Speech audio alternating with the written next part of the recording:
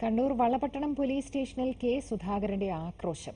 മണൽ കടത്ത് കേസിൽപ്പെട്ട കോൺഗ്രസ് പ്രവർത്തകനെ ഇറക്കിക്കൊണ്ടുപോകാൻ ശ്രമിക്കുന്നതിനിടെയാണ് സുധാകരൻ SIയെ ഭീഷണിപ്പെടുത്തിയത്.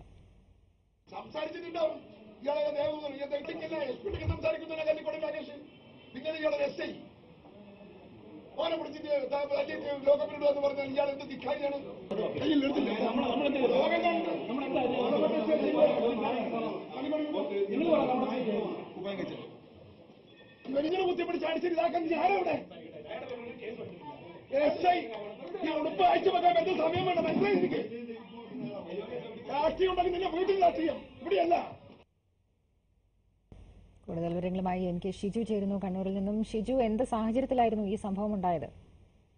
അളകാന്ത, ഇന്ന് രാവിലെ മണൽ കടത്തിയ രണ്ടുപേരെ പിടികൂടിയതാണ് ഇപ്പോൾ വളപട്ടണം സ്റ്റേഷനിലെ ഈ നാടകീയമായ രംഗങ്ങൾക്ക് കാരണമായത്. രാവിലെ സമദ്, ഹമീദ് എന്നീ രണ്ടുപേർ അനധികൃതമായി മണൽ കടത്തുകയായിരുന്നു വളപട്ടണം പോലീസ് സ്റ്റേഷൻ പരിധിയിൽ. ഇവരെ പോലീസും സംഘവും തടഞ്ഞു നിർത്താൻ ശ്രമിച്ചെങ്കിലും പോലീസിന് നേരെ വാഹനം ഇടിച്ചു കയറ്റി രക്ഷപ്പെടാൻ ശ്രമിച്ചു.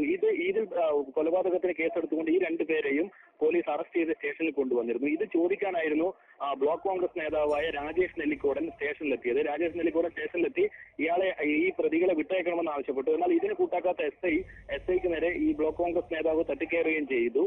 ഇതിനിടയിലാണ് SI ബ്ലോക്ക് കോൺഗ്രസ് നേതാവായ രാജേഷ് നെല്ലിക്കോടനെ അടിക്കുകയും ലോക്കപ്പ് ചെയ്യുകയും ചെയ്തത്. ഇതിൽ പ്രതിഷേധിച്ചാണ് കെ സുധാകരന്റെ നേതൃത്വത്തിലുള്ള വലിയ യൂത്ത് കോൺഗ്രസ് പ്രവർത്തകർ സ്റ്റേഷനിലേക്ക് എത്തി. സുധാകരൻ SIയെയും SIയും അടക്കം വലിയ തോതിൽ ചീത്ത വിളിക്കുന്ന ഉൾപ്പെടെയുള്ള സംഭവങ്ങളുണ്ടായി. SIക്ക് നേരെ തട്ടിക്കയറുകയും ചെയ്തു. ഇപ്പോൾ അല്പസമയം മുമ്പ് കണ്ണൂർ DYSP സ്ഥലത്തെത്തി. അദ്ദേഹം ആഭ്യന്തരമന്ത്രിയുമായും SPയുമായും DGPയുമായും എല്ലാം തന്നെ സംസാരിച്ചു കഴിഞ്ഞു. അതിനുശേഷം ഈ ബ്ലോക്ക് കോൺഗ്രസ് നേതാവ് രാജേഷ് നെല്ലിക്കോടനെ വിട്ടയക്കാൻ, കേസെടുക്കാതെ തന്നെ വിട്ടയക്കാൻ തീരുമാനമായിട്ടുണ്ട്. അല്പസമയത്തിനകം തന്നെ അദ്ദേഹത്തെ വിട്ടയക്കും. പോലീസിന്റെ ഭാഗത്ത് ഏതെങ്കിലും തരത്തിലുള്ള വീഴ്ച ഉണ്ടായിട്ടുണ്ടെങ്കിൽ അത് അന്വേഷിക്കുമെന്നും ഇപ്പോൾ DYSP കെ സുധാകരൻ MPക്ക് ഉറപ്പ് നൽകിയിട്ടുണ്ട്. അളകാന്ത.